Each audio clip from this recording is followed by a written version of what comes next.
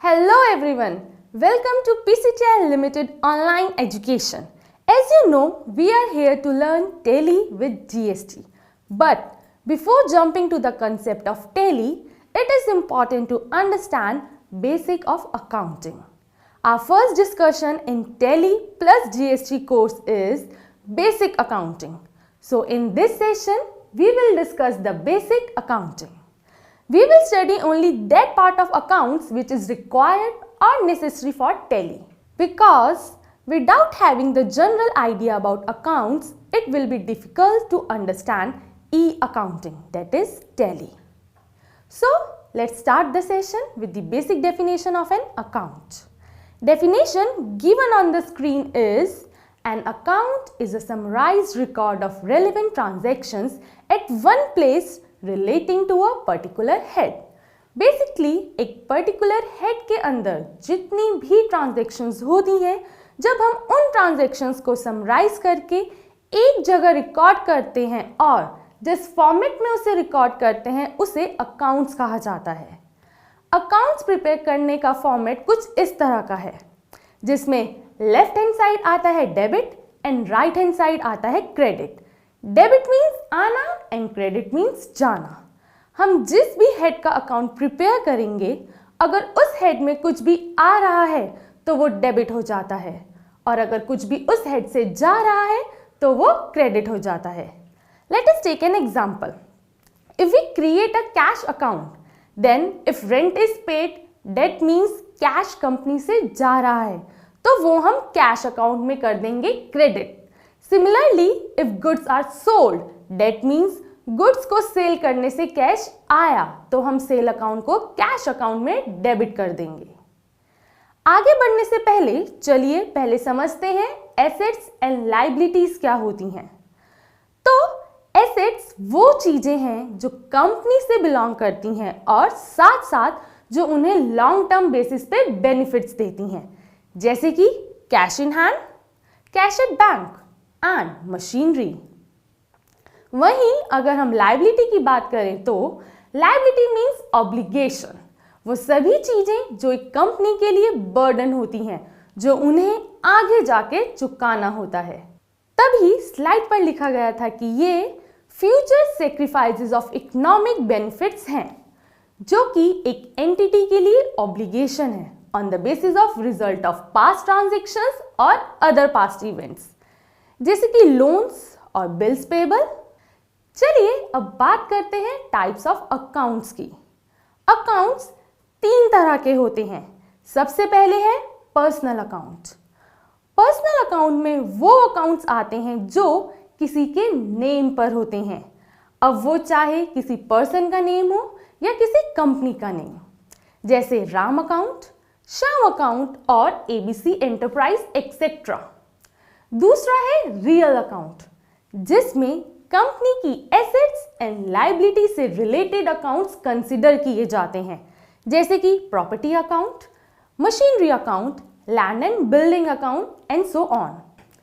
तीसरा है nominal account, जिसमें कंपनी के सारे एक्सपेंसेस और इनकम रिलेटेड अकाउंट्स आते हैं, जैसे कि rent account, interest received account etcetera.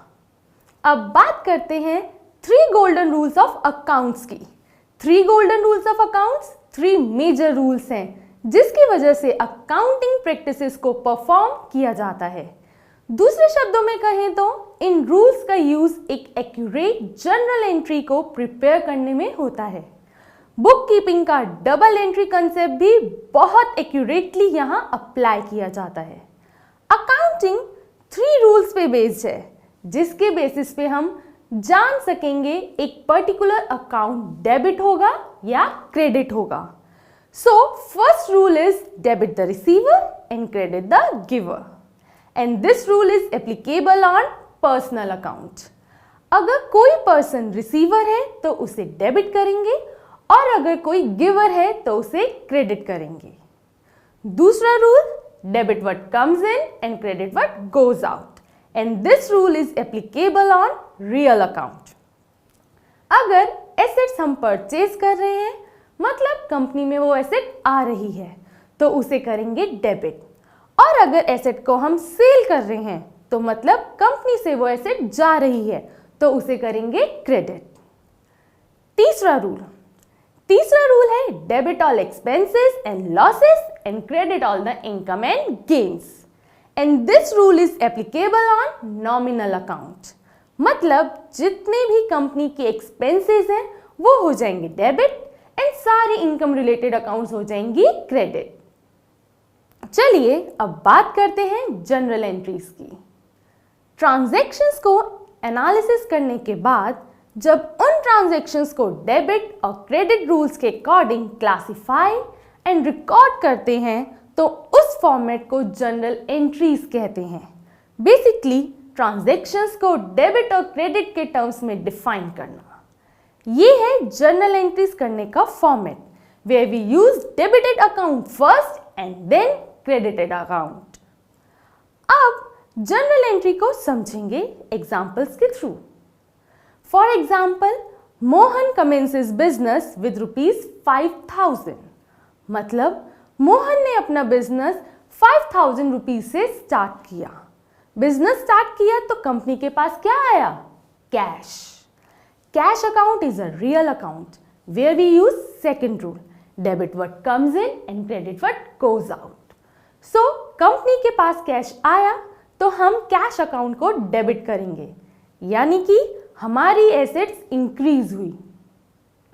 Double entry rule के हिसाब से अगर हमारे पास कुछ आया है तो कुछ जाएगा भी।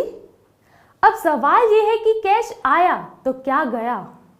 इस एंट्री में एसेट्स इंक्रीज हुई क्योंकि कैश आया, पर वो पैसे किसी ने लगाए हैं कंपनी में तो कंपनी को वो चुकाने भी पड़ेंगे।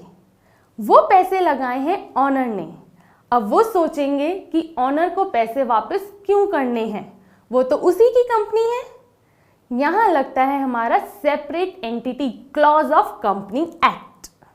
इसका मतलब ये होता है कि हर कंपनी अपने ऑनर से सेपरेट है, यानी कि ऑनर के सारे पैसे कंपनी के नहीं हैं और कंपनी के सारे प्रॉफिट ऑनर के नहीं हैं।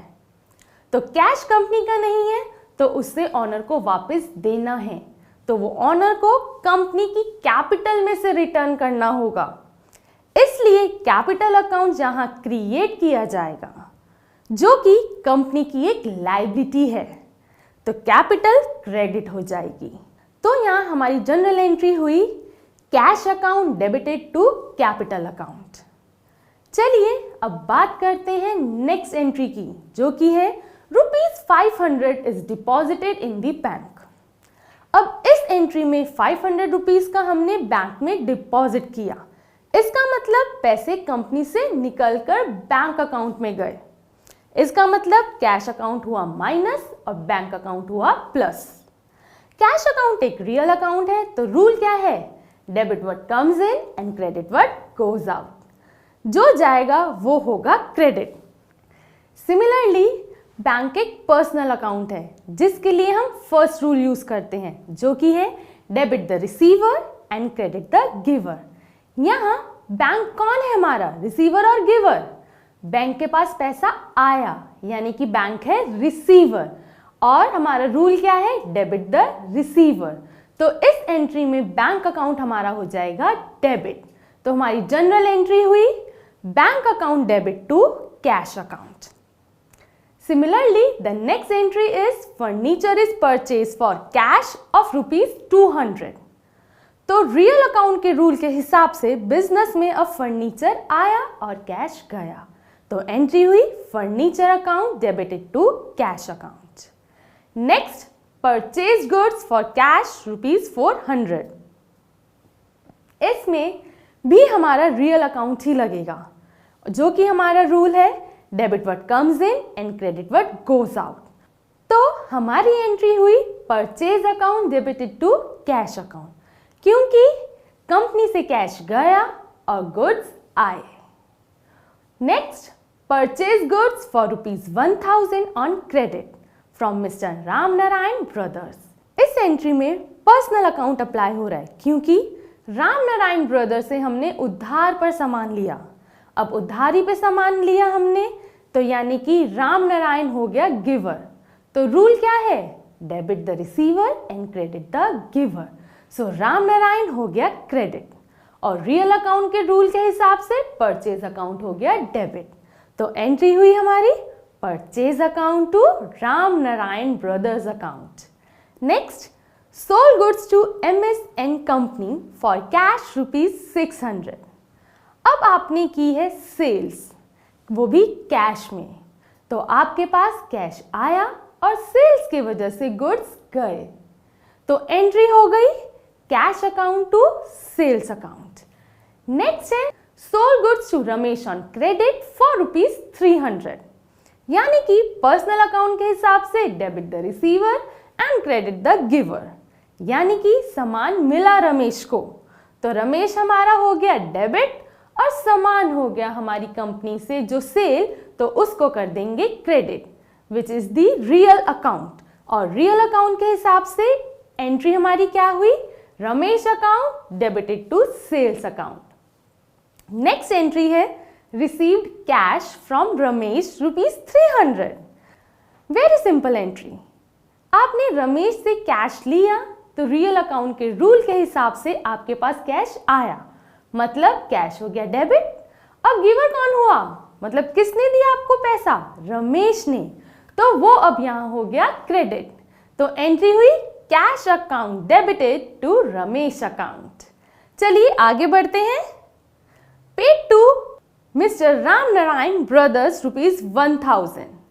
अब राम नारायण से हमने सामान लिया था उधारी पर, याद कीजिए जो हमने एंट्री पहले सीखी थी, उसी में राम नारायण गिवर था क्योंकि उसने सामान दिया था।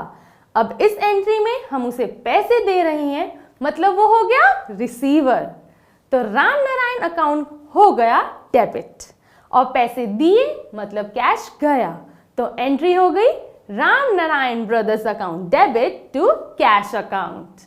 Next is paid rent ₹100। Company ने रेंट पे किया और रेंट कंपनी के लिए क्या है, एक्सपेंस है, तो रेंट है नॉमिनल अकाउंट और उसका रूल है debit all expenses and losses and credit all gains and profit.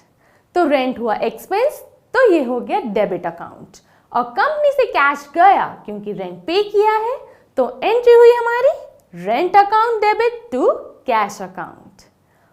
Basic accounting की डिटेल स्टडी के लिए आप हमारा शॉर्ट टर्म कोर्स भी ज्वाइन कर सकते हैं, जिसमें आपको हम हैंड्स ऑन एक्सपीरियंस देंगे। आप अपने इश्यू और कंसर्न के लिए भी हमें कांटेक्ट कर सकते हैं। चलिए अब हम बात करते हैं लेजर्स एंड ट्रायल बैलेंस की, जिसमें हम सबसे पहले डिस्कस करेंगे लेजर्स। लेजर एक बुक की तरह होता है जिसमें एक पर्टिकुलर हेड से रिलेटेड जितनी भी ट्रांजैक्शंस होती हैं उसको समराइज करके एक जगह नोट करते हैं। जैसे कि आप अपने स्क्रीन पे देख सकते हैं, ये है फॉर्मेट लेजर बनाने का। ये कैश अकाउंट का लेजर है जिसमें एक कंपनी कैश से हुई सारी ट्रांजैक्शंस को रिकॉर्ड कर सकती हैं। लेफ्ट हैंड साइड पर देखें तो हर एंट्री से पहले 2 लगाया गया है, इसका मतलब ये सारी क्रेडिट की एंट्रीज हैं। और अगर राइट हैंड साइड देखें तो बाय की एंट्रीज हैं, मतलब सारी डेबिटेड वाली एंट्रीज हैं।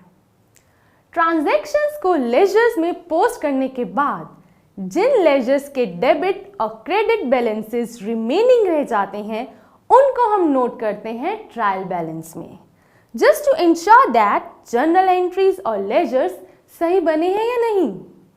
अगर ट्रायल बैलेंस में debit and credit side match कर जाते हैं तो मतलब अकाउंटिंग प्रोसेस एकदम सही परफॉर्म हुआ है, और अगर मैच नहीं करते हैं तो मतलब कहीं कोई मिस्टेक है which needs to be rectify.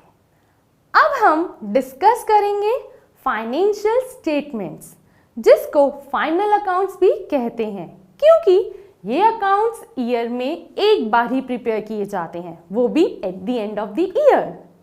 This account is prepared to know the position of the company, that where the company stands at the end of the year, where the company generates profit or not.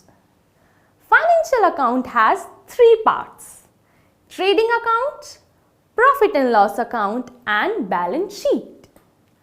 Trading account में हम सारे factory related accounts की entry करते हैं, जिससे company का gross profit या gross loss पता चलता है। प्रॉफिट एंड लॉस अकाउंट में ऑफिस रिलेटेड एक्सपेंसेस हैं एंड इनकम्स भी आते हैं, जिससे हम नेट प्रॉफिट या नेट लॉस कैलकुलेट करते हैं। अब लास्ट में हम बनाते हैं बैलेंस शीट, जिसमें हम बात करते हैं कंपनी की लायबिलिटीज और एसेट्स की। आइए देखते हैं सैंपल फॉर्मेट। ट्रेडिंग अकाउंट, इसमें आता है opening stock, purchase and purchase return, direct expenses जैसे कि wages, power and fuel, freight and words etcetera, sales and sales return, closing stock. सारी एंट्रीज करने के बाद अगर बैलेंस डेबिट साइड आता है तो उसे कहेंगे ग्रॉस प्रॉफिट, और अगर क्रेडिट साइड आता है तो उसे कहेंगे ग्रॉस लॉस। ट्रेडिंग अकाउंट के बाद बनता है प्रॉफिट एंड लॉस अकाउंट, जिसमें ऑफिस के एक्सपेंसेस आते हैं डेबिट साइड एंड इनकम आती है credit side. Eight the and total करने के बाद अगर डेबिट बैलेंस आया तो वो नेट प्रॉफिट, और अगर क्रेडिट बैलेंस आया तो उसे नेट लॉस कहते हैं। लास्ट में हम बनाते हैं बैलेंस शीट, जिसमें लायबिलिटी आती है left hand side and assets आती है right hand side, and last में एसेट्स एंड लायबिलिटी का टोटल इक्वल आता है, जिससे पता चलता है कि फाइनेंशियल स्टेटमेंट एकदम परफेक्ट प्रेजेंट की गई है। फाइनेंशियल स्टेटमेंट एक ऑटोमेटिक प्रोसेस है टैली में, जो कि टैली सॉफ्टवेयर आपकी जर्नल एंट्रीज के बेसिस पर बनाता है। लेकिन अगर आपको फाइनेंशियल एनालिस्ट की जॉब करनी है तो आपको फाइनेंशियल स्टेटमेंट डिटेल में आनी चाहिए। इसकी अच्छी और बहुत ही डिटेल अंडरस्टैंडिंग के लिए आप हमारा शॉर्ट टर्म कोर्स भी कर सकते हैं, तो उसके लिए हमें कांटेक्ट करें एंड आई होप कि इससे आपको बहुत अच्छी अंडरस्टैंडिंग मिली होगी। Till then, wait for our next session on Tally. Thank you.